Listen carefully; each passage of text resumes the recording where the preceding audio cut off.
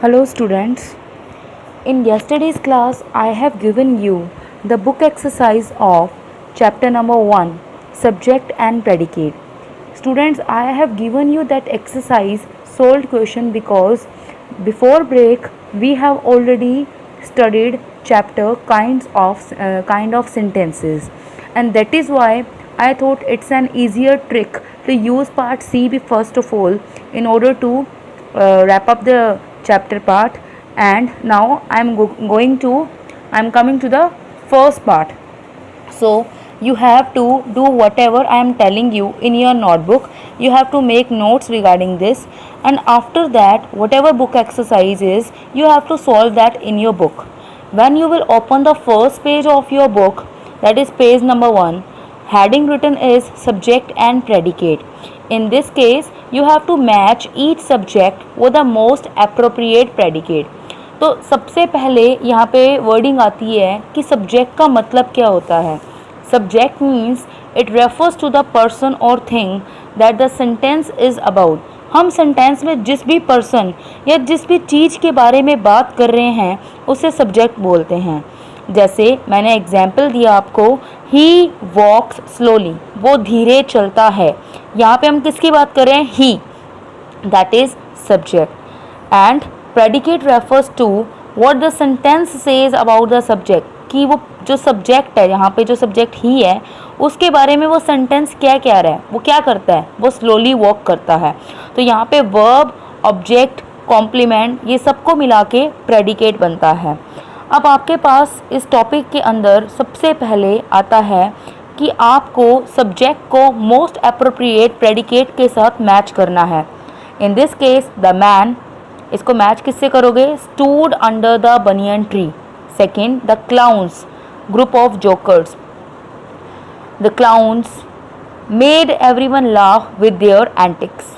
Third number, something is not quite right, कुछ ना कुछ सही नहीं है. कोल्ड विंड्स, ठंडी हवाएं, blew down from the icy peaks.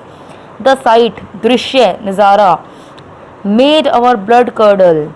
What happens, क्या हुआ, हेयर, यहाँ पर, stage a secret.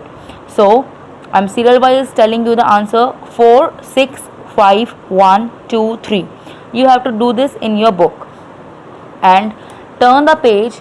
You will get the next heading, that is the parts of predicate. In order to explain this point, I want to tell you that जो predicate होती है उसमें finite verb होती ही होती है. मतलब फाइनाइट वर्ब कौन सी होती है? जिसमें ऑब्जेक्ट होता ही होता है. अब यहाँ पे ऑब्जेक्ट्स जो हैं वो 2 टाइप के होंगे. एक डायरेक्ट ऑब्जेक्ट, जिसका मतलब है जो वर्ब है वो मोस्टली आपको आंसर देना होगा किसी भी चीज़ का व्हाट से, क्या. और दूसरा है इनडायरेक्ट ऑब्जेक्ट, जिसके अंदर जो वर्ब है वो मोस्टली एक पर्सन के बारे में आंसर देगी क्वेश्चन करके, हुम, किसके लिए. जैसे मैंने आपको इसमें एग्जाम्पल दिया है, ही बॉट अ पेन. यहाँ पे ही सब्जेक्ट है, बॉट यहाँ पे एक्शन है, that is verb. A pen, he subject, वो क्या कर रहा है, क्या लाया, उसने क्या एक्शन किया, पेन लाया. तो यहाँ पे पेन क्या चीज़ है? ऑब्जेक्ट. इनडायरेक्ट ऑब्जेक्ट के अंदर हम क्वेश्चनिंग करते हैं होम, किसके लिए. जैसे he bought me a pen, वो मेरे लिए पेन लाया. क्या लाया? What, pen, that is direct object.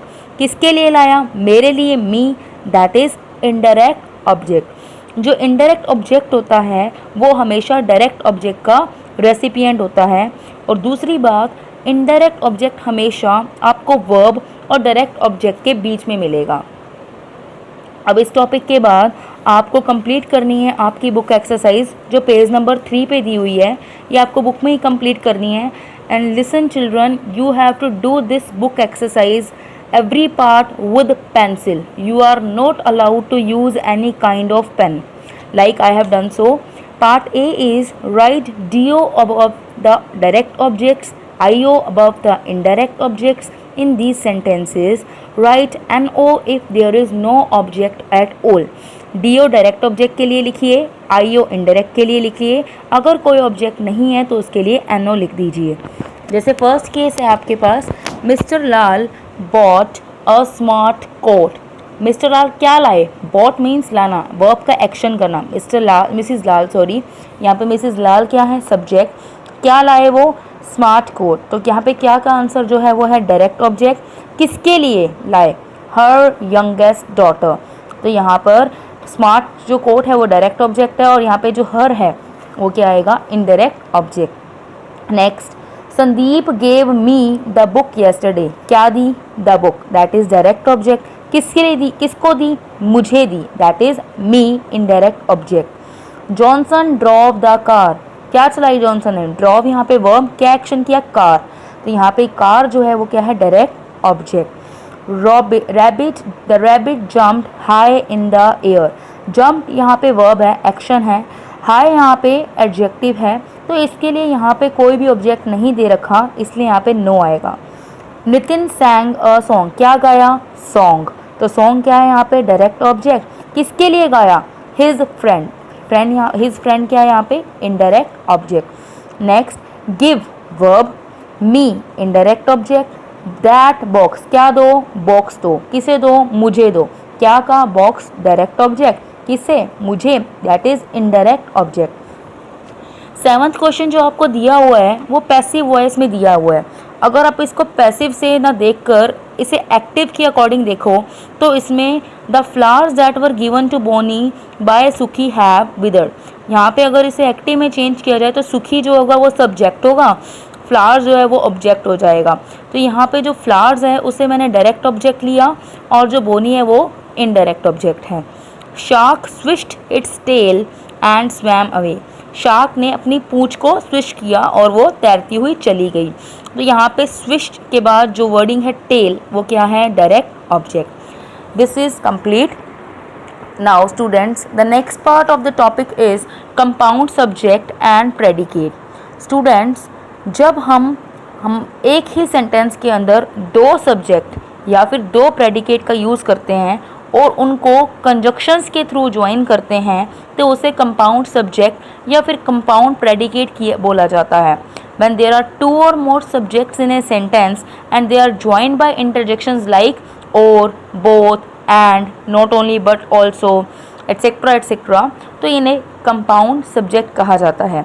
Example, Gaurav and Shabina go to the same school, Gaurav and Sabina sorry, Gaurav और सबीना दो जनों के नाम है यहाँ पे, ये दोनों नाउन हैं और ये दोनों सब्जेक्ट की परफॉर्मेंस दे रहे हैं। यहाँ पे एंड इन दोनों को ज्वाइन कर रहा है एंड यहाँ पे कंजक्शन है, ये टू नेम ये two subjects with joining of conjunction performs as compound subject. In case of compound predicate, look the example, the cat climbs the tree, cat यहाँ पे सब्जेक्ट है, क्लाइम द ट्री यहाँ पे predicate है and यहाँ पे conjunction है, स्लीप्स on the branch भी यहाँ पे प्रेडिकेट है, तो यहाँ पे टू प्रेडिकेट है, climbs the tree, sleeps on the branch, इन दोनों को ज्वाइन करने के लिए क्या वर्ड यूज़ किया है कंजक्शन का।